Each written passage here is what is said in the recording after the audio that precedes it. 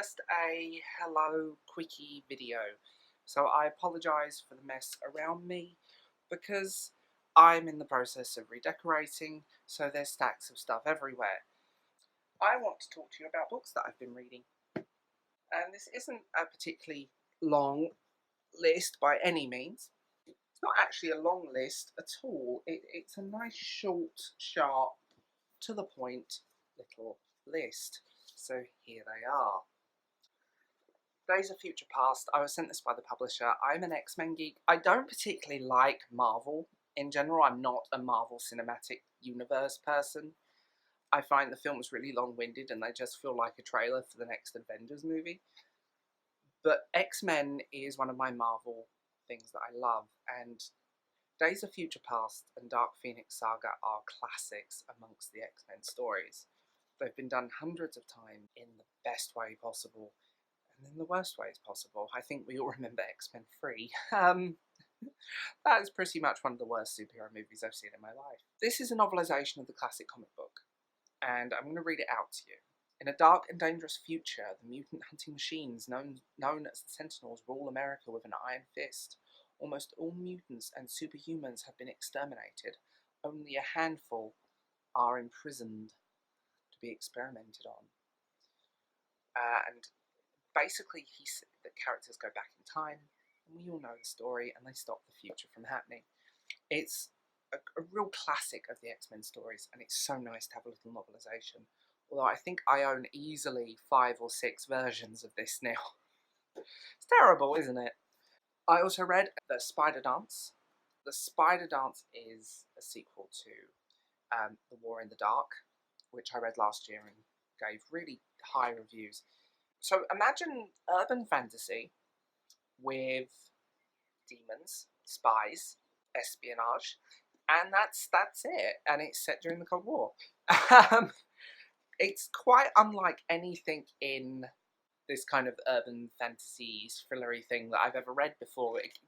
It's kind of an amalgamation of genres.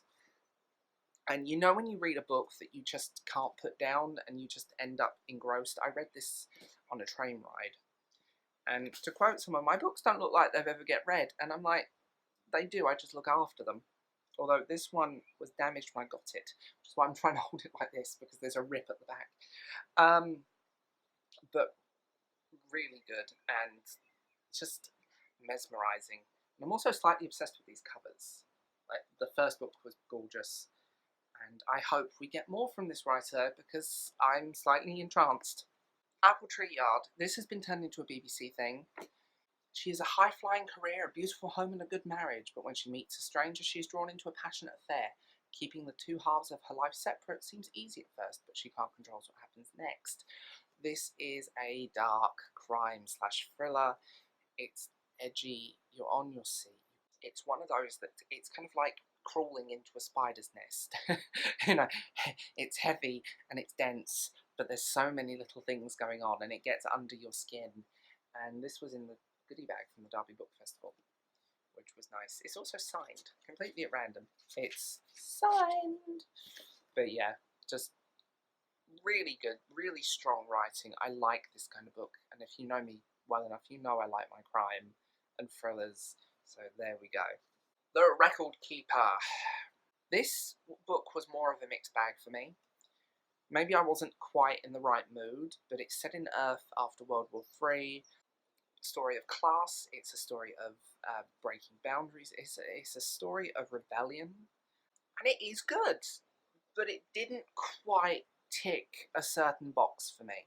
I feel like there's more I want from this, and I enjoyed it, but it's my weak link out of the books that I'm including in this video. It's not bad, but it's not as strong as the other books that I'm talking about here. Will I go back and reread it? Definitely, because actually maybe I just wasn't in the right mood for this type of thing. But at this point, I will give it maybe a 3.5 out of 5. We'll see what happens with it. I'm going to reread it, maybe just because I've been under a lot of stress and a little bit of my own depression has kind of crept in. So sometimes that can affect how I view a book. And this is a reread. I don't know if I've talked about this on my channel before, but I got to meet Annie Griffin at the Derby Book Festival. She is wonderful, and she signed this for me. This is a really simple and sweet little story. In the bar at a grand hotel in a small Irish town sits an 84-year-old man. He is alone as usual, although tonight is anything but. Up a stall, charge your glass, and because he is finally ready to tell his story. Over the course of the evening he will raise 5 toasts to 5 people who have meant the most to him. So this is stories throughout his life. The writer is fascinating in herself, if you hear her speak. And this is a nice, beautiful little first-person book. It's easy reading, but it's brilliantly tragic, it's uplifting, it's a life story in a book. And I will say this, if you do pick up this book, the audiobook is quite special as well. I won't go into too many details, but the audiobook, it is just good. So that was When All Is Said by. So, as always, tell me what you think in the comments below. I want to know, what have you guys been reading? And please like and subscribe as always. I am Will, and I'm signing off for now. Bye.